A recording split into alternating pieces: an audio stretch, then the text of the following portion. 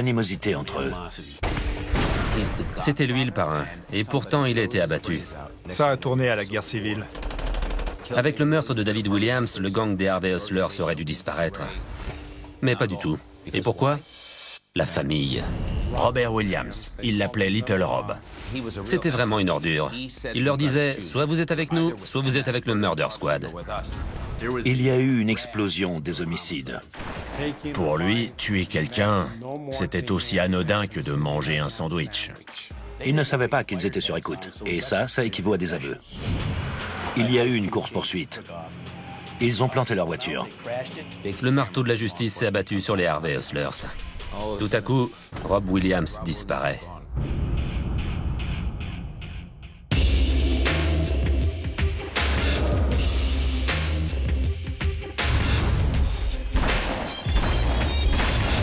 Aujourd'hui, dans Les Diables de l'Amérique, Rob et David Williams, les parrains de la Nouvelle-Orléans.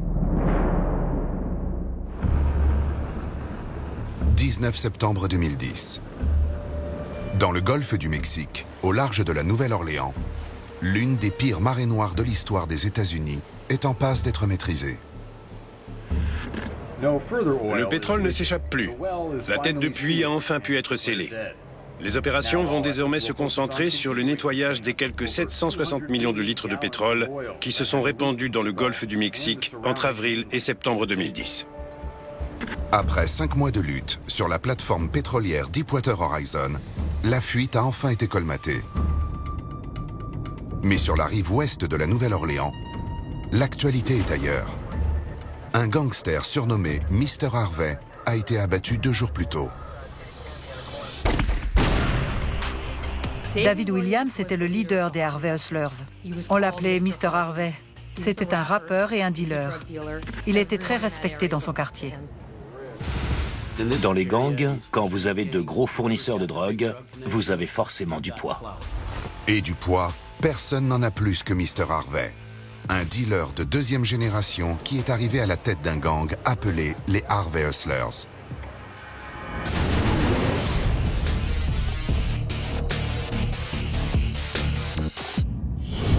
Dans le quartier de Harvey, sur la rive ouest du Mississippi et à quelques encablures du centre de la Nouvelle-Orléans, personne ne vend davantage de drogue que Mr. Harvey et ses hommes. Connu pour ses tatouages HH et son logo représentant un crâne en flammes, le gang contrôle le marché de la cocaïne, du crack et de l'héroïne. David Williams avait énormément d'argent et il adorait flamber. Il avait des grosses voitures. Les frères Hudson avaient de l'argent eux aussi, mais ils estimaient que David Williams ne partageait pas équitablement les rentrées d'argent. Avec le temps, une rupture commence à se faire au sein des Harvey Hustlers. Et petit à petit, les querelles intestines ont pris de l'ampleur. Une bagarre par-ci, un coup de feu par-là. Ça a tourné à la guerre civile. La mort de David Williams est un coup de massue pour toute la pègre de la Nouvelle-Orléans. La trahison est le facteur sous-jacent principal dans ce genre d'histoire. Un gang devient gourmand, il veut plus de pouvoir, plus d'argent, et les tensions deviennent de plus en plus fortes. C'est ce genre de mécanisme qui est à l'origine des conflits entre le gang Murder Squad et celui des Harvey Hustlers. Pourtant, au départ, les 2 groupes travaillent ensemble.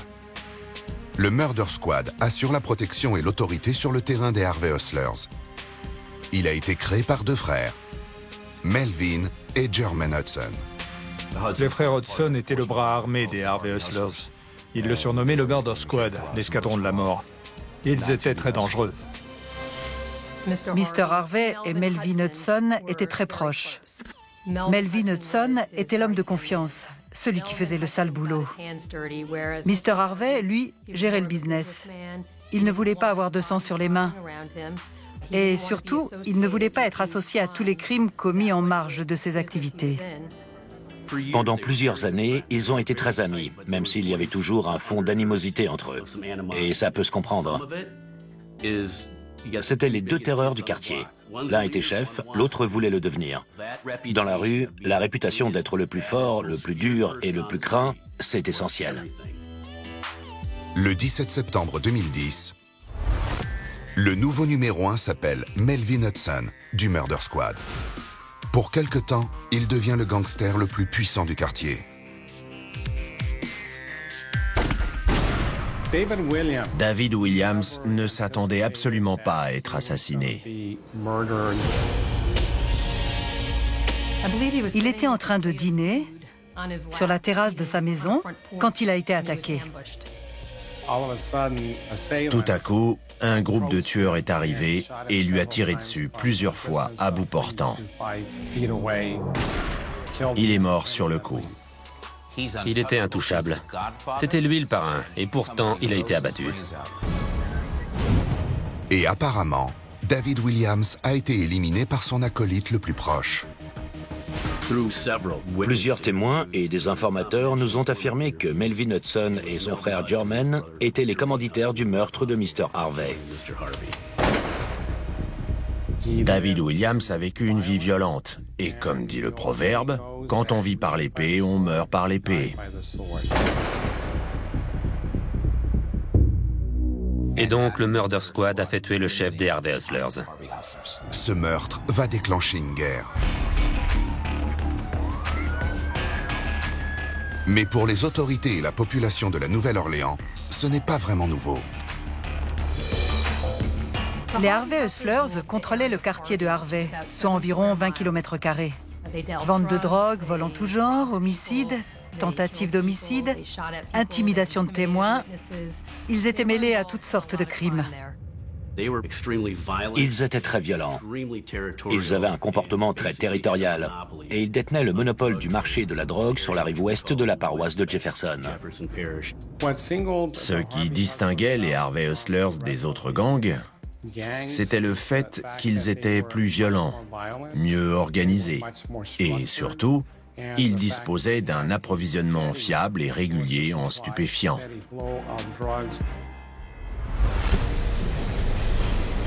Comme le pétrole qui semble vouloir s'écouler indéfiniment dans l'océan, les Harvey Hustlers disposent d'une source apparemment intarissable de drogue. Les Harvey Hustlers contrôlaient le marché de la drogue et personne n'avait intérêt à interférer. C'était leur business et ils avaient les moyens de le défendre. Le meurtre était le moyen numéro 1 utilisé pour défendre leur territoire.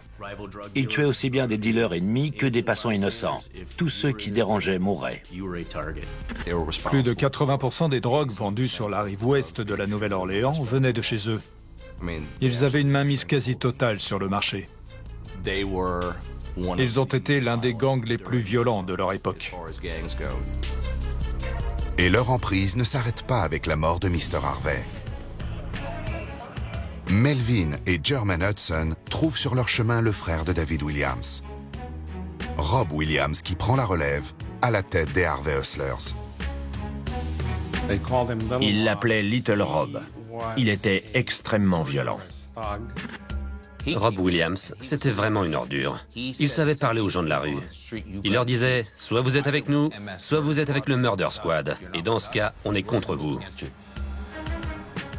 À partir de là, ça a été feu à volonté. Il y a eu une explosion des homicides. Durant toute cette période, on recense plus d'une quarantaine de meurtres commis soit par les Harvey Hustlers, soit par le Murder Squad. Rob a totalement divisé l'équipe. Ça a été le commencement de la chute des Harvey Hustlers. Pour lui, tuer quelqu'un, c'était aussi anodin que de manger un sandwich. Avril 2010. 9 jours avant l'explosion de Deepwater Horizon, la chaîne HBO et David Simon lancent Tremé, une série télévisée dont l'action se situe à la Nouvelle-Orléans au lendemain de l'ouragan Katrina.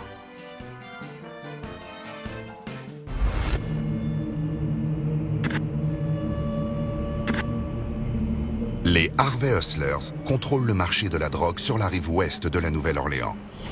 Et Katrina va perturber les activités de leurs dealers. Katrina n'est pas le premier ouragan à frapper la Nouvelle-Orléans. Les dealers savaient anticiper ce genre d'épisode. Ils faisaient des stocks en conséquence, et comme les autorités étaient occupées ailleurs, la vente était d'autant plus facile. Avec Katrina, ça a été différent. À un moment, tout le monde a dû partir et tout abandonner, du moins provisoirement. La ville était inondée à 80%. Les dealers de la Nouvelle-Orléans sont allés à Houston et dans d'autres villes. Ils ont été très bien reçus par les dealers locaux et beaucoup de nouveaux liens se sont créés à cette occasion. Au lendemain de la catastrophe, ces nouveaux liens vont booster les arrivages de drogue. Le quartier de Harvey, sur la rive ouest, avait subi moins de dégâts que d'autres quartiers, ce qui fait que les habitants ont pu revenir plus tôt que les autres. Avec les liens qu'ils avaient tissés ailleurs, les dealers de la Nouvelle-Orléans se sont retrouvés avec énormément de drogue à écouler. Et les plus jeunes d'entre eux ont repris leurs activités de manière extrêmement agressive, ce qui a entraîné une recrudescence de la violence. Chacun essayait de se faire sa place.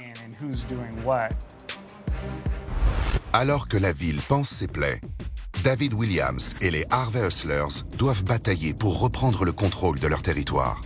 Des dealers nous ont raconté qu'après Katrina, les acheteurs étaient si nombreux que ça générait presque des embouteillages. Certains se faisaient 10 000 $ par jour en une matinée. Les assassinats se sont multipliés et ils étaient attribués aux Harvey Hustlers. Le nombre de morts a augmenté de manière ahurissante. Les rapports de police indiquent que tous les meurtres commis dans le secteur à cette époque étaient liés aux Harvey Hustlers ou au Murder Squad. Ils faisaient régner leur loi dans le quartier, en tuant ou en menaçant de tuer. Après Katrina, une deuxième génération de Harvey Hustlers émerge. Et David Williams va prendre le commandement du gang. C'est comme dans la police. Vous avez beaucoup de flics dont le père a été flic lui aussi. À Harvey, il y avait plusieurs gangsters haut placés dont le père avait également été gangster. Et cette nouvelle génération s'inspire des méthodes et des principes de ses aînés.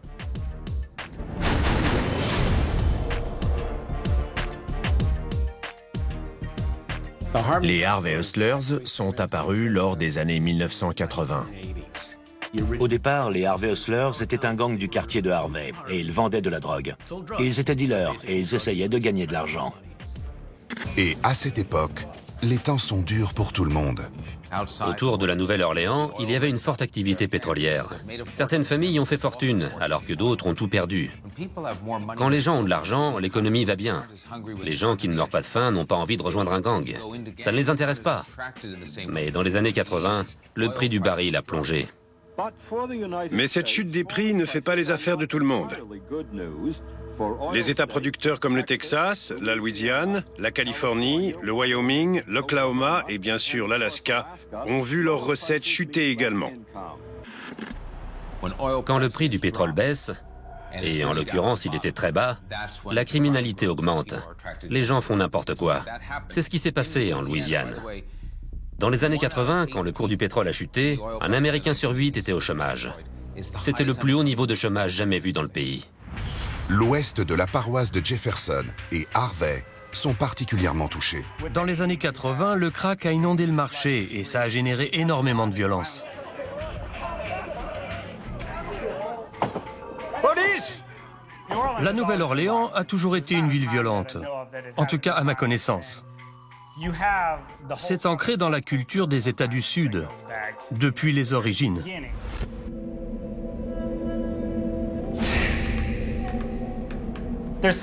Ici, la mort peut arriver à n'importe quel moment. Et c'est sans doute ce qui fait que les gens d'ici sont tellement extravertis. Ils se disent « je peux mourir n'importe quand, alors autant en profiter le plus possible ». Ailleurs, quand quelqu'un meurt, tout le monde en fait un drame. Alors qu'ici, les gens font la fête. Parce que la mort fait partie du cycle de la vie. Et de tout temps, la mort a jalonné le parcours des Harvey Hustlers. Le secteur dans lequel on va arriver est celui où les Harvey Hustlers avaient le monopole intégral du marché de la drogue. Quand vous prenez ce qu'on appelle le Crescent City Connection, c'est-à-dire le pont qui permet de franchir le Mississippi, vous arrivez dans la paroisse de Jefferson. Harvey se trouve entre la paroisse de Jefferson et la banlieue de Marrero, soit grosso modo 90 km². En gros, tout ça, c'était leur territoire. 5 ans après Katrina, les Harvey Hustlers ont repris pied et constituent à nouveau le gang le plus puissant du delta du Mississippi. Mais les tatouages HH sont désormais concurrencés par ceux du Murder Squad. Le gang se divisait en deux factions, les Harvey Hustlers et le Murder Squad. Les Harvey Hustlers avaient besoin d'hommes de main pour maintenir l'ordre dans leur rang. Et pour éliminer les témoins, les indicateurs et des rivaux. David Williams, alias Mr. Harvey, est à la tête du gang. Son père fait partie des Harvey Hustlers. Le groupe Murder Squad est le bras armé qui lui sert à imposer sa loi. Mais 2 meurtres vont perturber son organisation. 2 membres des Harvey Hustlers ont été exécutés non loin de leur domicile. Le suspect était un jeune qui travaillait pour le Murder Squad. La réaction de David Williams a été de dire « C'est moi qui décide de qui doit être abattu. Et en plus, le meurtrier fait partie de mon gang. Il est hors de question qu'on commence à s'entretuer. » C'est pourtant exactement ce qui va se passer.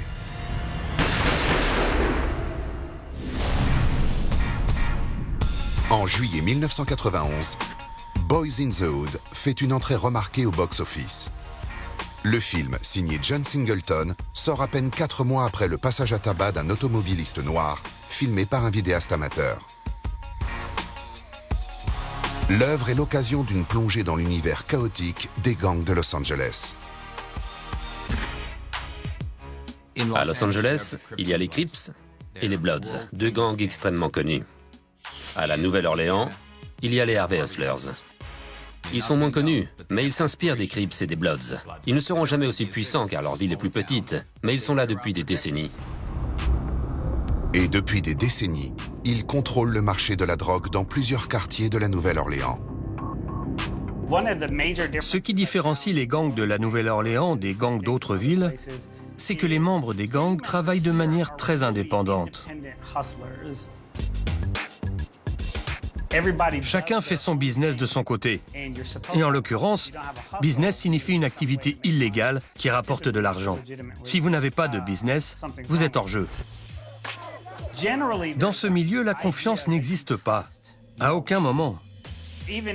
Même avec les gens de votre groupe ou de votre gang. Vous travaillez avec eux, mais il n'y a aucune confiance, sauf avec la famille, c'est-à-dire avec les gens de votre sang. La plupart des gangs d'ici fonctionnent comme ça. Notamment les Harvey Hustlers, qui comptent dans leur rang 2 binômes de frères. David Williams, surnommé Mr. Harvey, et son frère Rob.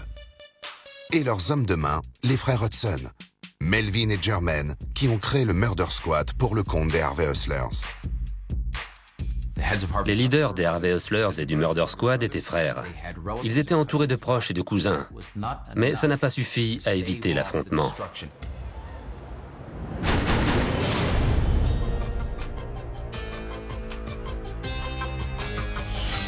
Le gang le plus meurtrier du delta du Mississippi va se disloquer de manière spectaculaire. En janvier 2010, les dominos commencent à tomber. Il y a eu un double meurtre sur une digue de la rive ouest. 2 personnes ont été abattues. L'une des victimes est connue pour être associée aux Harvey Hustlers. Chad Jones était proche de Mr. Harvey.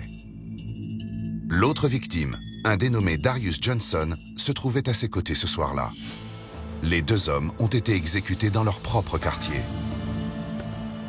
Peu de temps auparavant, Melvin Hudson avait été mêlé à une rixe et il avait atterri au poste de police. Melvin Hudson, l'un des tueurs du Murder Squad, est le suspect idéal. Le mode opératoire pourrait être le sien. mais ce n'est pas possible. Melvin Hudson a tenté de s'échapper du poste de police et de voler l'arme d'un shérif adjoint. Et du coup, il est en prison. À la suite de l'assassinat de Charles, l'animosité latente qui régnait entre les deux groupes commençait à s'exacerber. Pour les autorités, ce crime a pu être commis en représailles d'un vol d'armes à feu. Certains ont dit que l'un des membres du Murder Squad s'était fait dérober des armes et que la personne qui les avait volées avait été punie pour ça. Beaucoup de gens ont dit que Laval London était un ami très proche des frères Hudson. Laval London est considéré comme un membre fondateur du Murder Squad, au même titre que Melvin et Jermaine Hudson. David Williams pense que le Murder Squad veut rompre avec lui, et ça ne lui plaît pas. Il s'est occupé de l'homme suspecté d'avoir tué ses deux associés. 8 mois après le double assassinat, Laval London est retrouvé mort, criblé de balles. David Williams, alias Mr. Harvey, a découvert que c'était sans doute Laval London qui avait abattu Chad Jones et Darius Johnson. Et il a commandité l'assassinat de Laval London.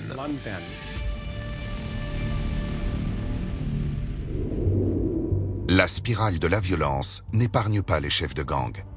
1 mois après la mort de Laval London, David Williams est abattu à son tour dans une embuscade. Melvin Hudson était en prison quand Laval London a été tué.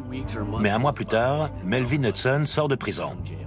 Quelques semaines après, David Williams, Mr. Harvey, est assassiné. D'habitude, quand on coupe la tête du serpent, l'organisation disparaît. Avec le meurtre de David Williams, le gang des Harvey Hustlers aurait dû disparaître. Mais pas du tout. Et pourquoi ? Les Harvey Hustlers n'étaient pas qu'une bande de malfrats. Leur gang reposait sur autre chose, la famille. David Williams est remplacé à la tête des Harvey Hustlers par son frère. Robert Williams a fait plusieurs séjours en prison. Au sein des Harvey Hustlers, un groupe de jeunes délinquants commence à se former. Mais ils ont tellement peur de Robert Williams qu'ils le fournissent en drogue gratuitement. Personne n'ose lui demander de payer. Non pas par respect, mais par peur. Parce que Robert Williams est totalement imprévisible. Janvier 2011. Rob Williams ordonne l'assassinat d'un ennemi des Harvey Hustlers, qu'il soupçonne d'être proche des frères Hudson. Un dénommé Albert Bullock. Albert Bullock se trouvait dans un daiquiri shop. Les daiquiri shops sont très populaires en Louisiane. Ils font à la fois bar, nightclub et salle de billard. Il y avait un type qui s'appelait Raheem Robinson, un dealer et un tueur qui travaillait à son compte. Robert Williams a payé Raheem Robinson $10 000 pour l'assassinat d'Albert Bullock. Tout est sur les images de vidéosurveillance du bar. Ce qui m'a surpris en visionnant ces images, c'est le peu de réaction des gens. Le parking était très animé. Il y avait des gens partout et certains se sont mis à courir. Mais la plupart étaient totalement indifférents.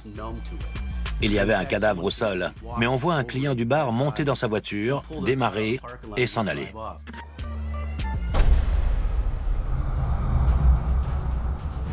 Melvin Hudson, le leader du Murder Squad, échappe à la mort. Car à cette époque, il est en prison. Il a été arrêté en 2010 et condamné pour vente d'héroïne. Après l'arrestation de Melvin Hudson, les Harvey Hustlers tentent de tuer son frère, Jermaine. Ils tuent l'un de ses hommes, mais pas Jermaine qui réussit à fuir. Mais en fuyant, il emporte avec lui l'arme de l'homme qui vient d'être abattu.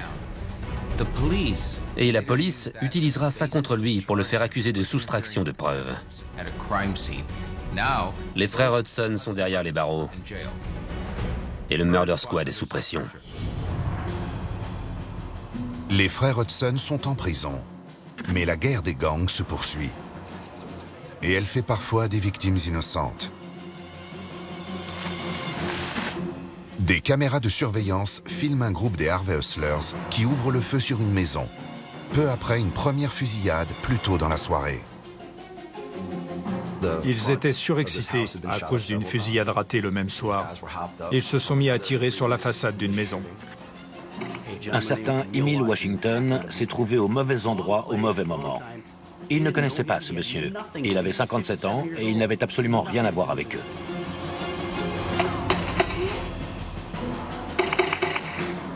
Ce pauvre monsieur Washington devait être en train de fumer une cigarette ou de boire une bière.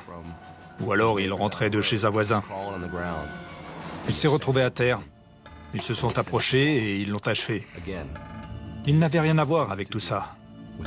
Mais ce genre de gars, ils sont dans l'instant. Ils n'ont pas une petite voix qui leur dit d'arrêter.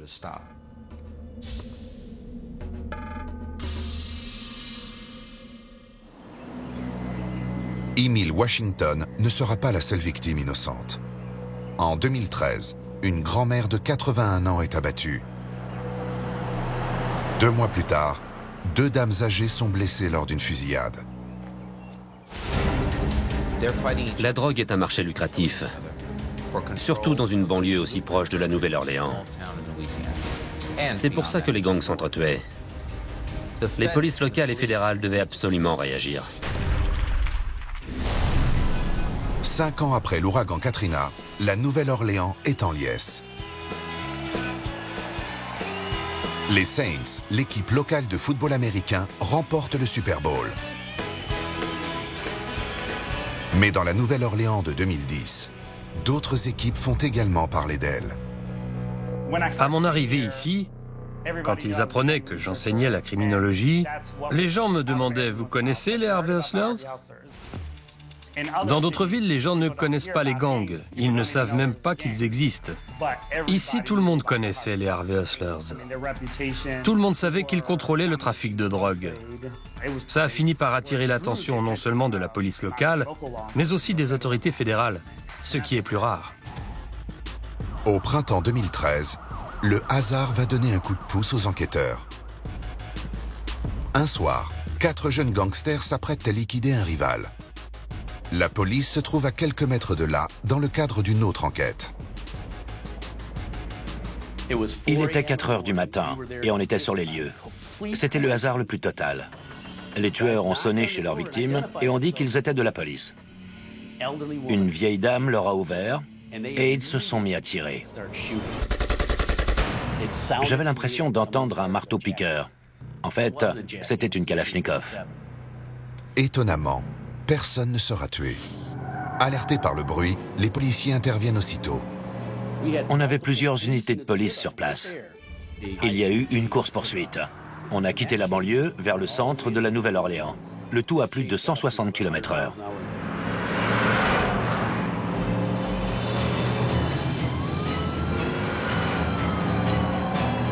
À un moment, près du stade du Superdome, ils ont planté leur voiture. Les types ont sauté du pont et se sont enfuis. Ils ont tous été arrêtés 1 heure plus tard sur un terrain vague. Ils ont eu de la chance de ne pas se tuer, parce que le pont était assez haut. Les 4 occupants de la voiture, tous membres des Harvey Hustlers, travaillent pour le compte de Rob Williams. Celui-ci a pris la place de numéro 1 après la mort de son frère David. Les Harvey Hustlers constituent le gang le plus meurtrier de la Nouvelle-Orléans et les autorités les traquent depuis des années.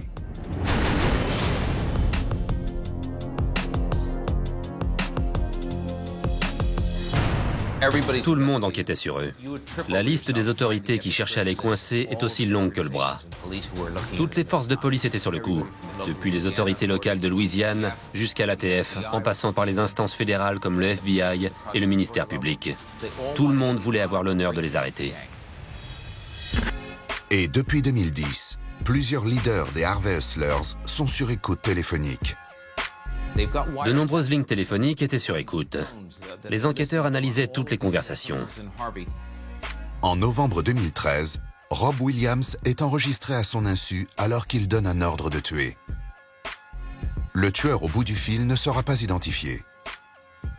Mais la personne qu'il doit supprimer s'appelle Tosh Toussaint.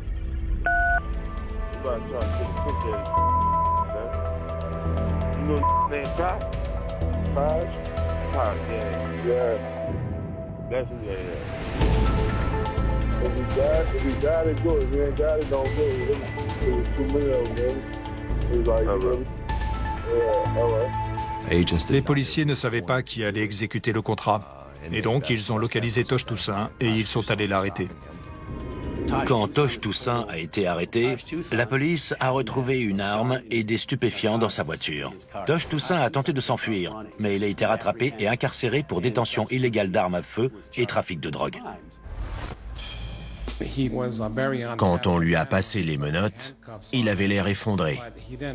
Il ne réalisait pas du tout que les autorités venaient de lui sauver la vie. Les autorités se focalisent sur le gang des Harvey Hustlers. L'arrestation de Tosh Toussaint est un bonus. L'objectif est d'arrêter celui qui a donné l'ordre de le supprimer. On avait mis le téléphone de Robert Williams sur écoute. Et à chaque fois qu'il appelait quelqu'un, c'était pour réclamer sa part de recettes pour la vente de stupéfiants. Quelle meilleure preuve qu'un chef de gang qui appelle ses sous-fifres pour qu'il se dépêche de lui verser son dû. Novembre 2013. Les enquêteurs interceptent une conversation entre Rob Williams et Clifford Saunier.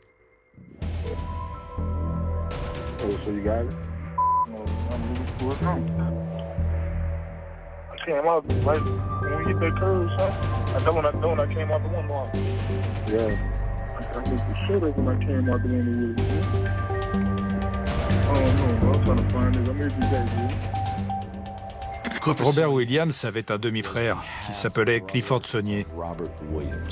C'était un trafiquant du gang. On a enregistré des appels au cours desquels Clifford Saunier commandait des stupéfiants à un fournisseur de Dallas. Parallèlement aux écoutes, on avait des voitures en planque de la police locale et du FBI. Clifford Saunier, Rob Williams et 3 autres gars avaient rendez-vous avec ce fournisseur non identifié pour se faire remettre de la drogue. Ça devait se passer dans un daiquiri shop du quartier de Harvey. Le but n'était pas d'arrêter Robert Williams ou Clifford Saunier cette nuit-là. L'objectif était d'identifier celui qui leur fournissait la drogue. Mais les choses ne se sont pas passées comme on l'avait prévu. Le fournisseur est prudent et il se mêle à la foule.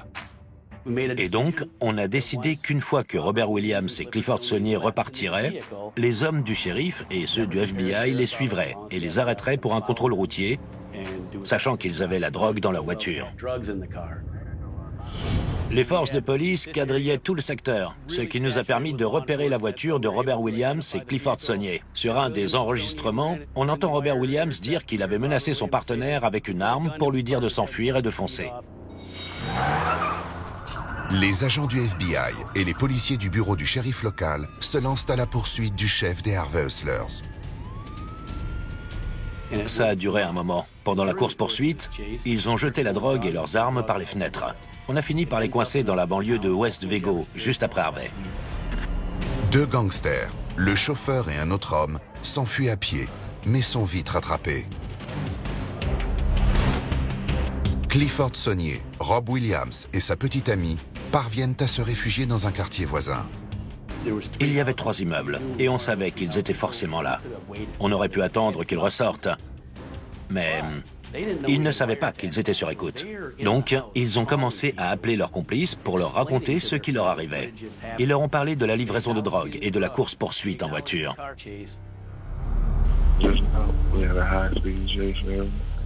I know you lying. And look, my baby right here. They don't want beat chase, and then we done ran in these people's house. He say we good, but they got police everywhere. Listen, we went and scored from them at the daiquiri shop on Manhattan, and he set them up, and the police was coming after us, and they threw everything out. But when we pulled over, we ran out, so we hit somebody's house.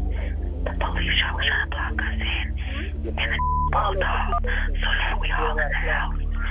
But the police can't just see it, so they outside. Et ça équivaut à des aveux. Les autorités ont eu la sagesse de ne pas donner l'assaut.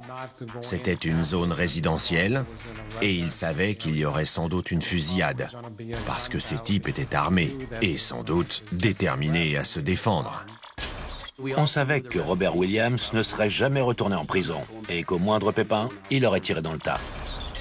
Cette nuit-là, les policiers laissent filer Rob Williams pour ne pas exposer leurs agents et la population à une fusillade. Mais dans la foulée, les agents fédéraux se font délivrer des mandats d'arrêt contre un grand nombre de membres des Harvey Hustlers. En 2014, le marteau de la justice s'est abattu sur les Harvey Hustlers.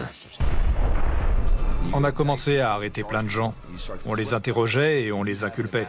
On avait des tas d'informations sur eux. On connaissait leurs activités dans le moindre détail et on avait hâte d'entendre ce qu'ils avaient à nous dire pour voir si ça correspondait avec ce qu'on avait.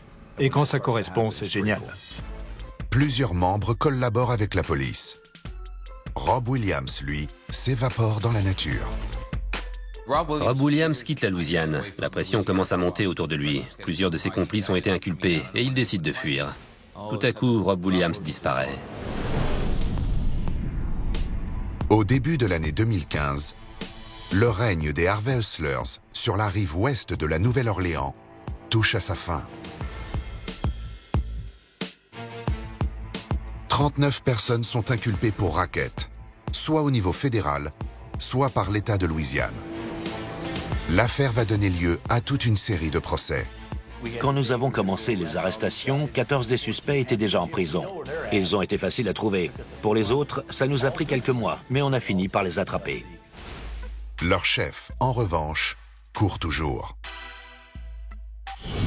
Rob Williams a des contacts près de Memphis, dans le Tennessee, notamment un ami chez qui il se réfugie. La police fédérale finit par le débusquer et par le ramener en Louisiane pour le présenter au tribunal. Il y a eu une coopération très étroite entre le procureur fédéral de Louisiane et le procureur local de la paroisse de Jefferson pour décider de qui jugerait qui. L'idée était de s'assurer que personne ne passerait entre les mailles du filet et que tout le monde irait en prison. La plupart des membres du gang sont jugés par une cour fédérale. Rob Williams, quant à lui, se retrouve face à un tribunal de l'État de Louisiane. L'enquête avait mobilisé des moyens de la police fédérale, notamment pour les écoutes. Mais après concertation, on a décidé qu'il était préférable de le faire juger au niveau local. On voulait qu'il soit détenu ici, pour l'éloigner des autres membres inculpés au niveau fédéral, pour éviter qu'il ne les incite à refuser de coopérer avec nous. Les procès ont été répartis entre la justice fédérale et le tribunal local. Les juges ne voulaient pas que les détenus ou leurs avocats respectifs puissent échanger des informations. Le procès fédéral contre les dealers, les intermédiaires et les tueurs du gang des Harvey Hustlers est prévu en amont de celui de Rob Williams. Mais les avocats n'auront pas l'occasion de plaider. Au moment du réquisitoire, ils ont tous plaidé coupables et le procès n'a pas eu lieu. J'ai assisté à plusieurs réquisitoires contre des gangs et celui-ci était très chargé. Les Harvey Hustlers opéraient depuis 2003 et tous les crimes commis à partir de cette date figuraient dans l'acte d'accusation. Pour 10 ans de prison, les gens ne parlent pas. Quand ils risquent 20 ou 30 ans, ça devient une autre histoire. Surtout pour des types qui avaient déjà plusieurs condamnations à leur actif. La plupart avaient déjà été en prison et ils en étaient ressortis. Mais là, c'était un tribunal fédéral, avec potentiellement des peines très lourdes. Vu le volume de drogue et vu leur casier judiciaire, ils risquaient la perpétuité. Si vous êtes partant pour perpète, cet entretien est terminé. C'est ce qu'on leur disait. Rob Williams est jugé par un tribunal local. Mais lui ne plaide pas coupable. Il n'avait pas de preuves pour l'accuser de meurtre. Mais il y avait le trafic de drogue et tout le reste. Robert Williams a été jugé en vertu de la loi RICO, qui établit que le fait d'inciter à une infraction est passible des mêmes peines que l'infraction en question. En clair, si vous commanditez un meurtre, vous serez jugé de la même façon que celui qui l'a commis. Face à ces juges, Rob Williams doit répondre de plusieurs chefs d'accusation. Racket, distribution de stupéfiants, détention d'une arme à feu volée et distribution de cocaïne. Rob Williams va se battre. Il va réfuter toutes ces accusations. Il a accepté le procès parce qu'il a eu l'arrogance de penser qu'il avait une chance de s'en tirer et d'être acquitté. Il s'est comporté comme une fourmi qui s'imagine qu'elle peut soulever un éléphant. Le procès a lieu dans la paroisse de Jefferson, l'endroit où il a commis l'essentiel de ses crimes. Rob Williams est jugé en même temps qu'un certain Alcus Smith, accusé d'avoir approvisionné le gang en cocaïne. Alcus Smith est également accusé de meurtre. Pour le procureur, le procès a été l'occasion de dresser une liste extrêmement longue des crimes commis par les Harvey Hustlers. La vidéo de la course-poursuite, filmée avec une caméra embarquée, a été présentée lors du procès. Robert Williams n'était pas présent ce soir-là, mais ça fait partie des infractions de son organisation. Et il était normal que ce soit dans le dossier. Il n'était pas au volant et il n'a pas appuyé sur la gâchette. Les procureurs feront pourtant valoir que ces délits ont été commis sur ses ordres et pour le compte de son gang, les Harvey Hustlers. J'ai été entendu durant plusieurs heures dans le cadre de ce procès. À chaque fois, Robert Williams était présent. Il n'a eu aucun moment de colère. Il était très confiant. C'était sa manière d'être. Il a un certain charisme qui fait que les gens ont envie de le suivre. Son charisme n'aura aucun effet sur les jurés. Les enregistrements des écoutes comportent en effet une séquence où Rob Williams évoque une fusillade, au cours de laquelle 3 enfants en bas âge ont été blessés. Robert Williams n'a pas participé personnellement à cette fusillade. Mais nous avons intercepté une conversation où il en parle. Il avait peur que certains de ses complices ne commencent à parler. Et il leur a dit « Moi, les femmes, les enfants et tous ces trucs, je m'en fiche complètement. Par contre, vous, si vous parlez, vous n'êtes plus digne d'être des gangsters. » Lors du procès, on a vu des photos de ces nourrissons et de leurs blessures qui étaient vraiment atroces. Le jury était en larmes. Seule l'accusation de meurtre contre Alcus Smith ne sera pas retenue. Pour le reste, les jurés sont unanimes. Les 2 hommes sont coupables. Rob Williams est condamné à 95 ans de prison, ce qui, dans les faits, correspond à de la perpétuité. Au total, ce sont 65 personnes liées au gang des Harvey Hustlers qui ont été mises hors d'état de nuire par les polices locales et fédérales. Cette série de procès a signé la fin des Harvey Hustlers. Est-ce que ça a eu des répercussions? Je suis heureux de vous dire que oui. La criminalité a baissé. Dans l'année qui a suivi la première vague d'inculpation, le taux d'homicide a reculé de 39%. Depuis les premières arrestations de 2010, la délinquance recule chaque année. Aujourd'hui, elle est revenue au niveau de 1974. Évidemment, ça n'a pas résolu définitivement le problème de la violence criminelle. Malheureusement pas. Mais dans ce quartier, la qualité de vie s'est améliorée. La criminalité violente n'est pas seulement revenue au niveau qui était le sien avant les Harvey Hustlers. Elle est revenue au niveau de la génération de leurs parents. Rob Williams et les Harvey Hustlers ont été un groupe de voyous et d'assassins. Aujourd'hui, ils ne sont plus qu'une anecdote de l'histoire.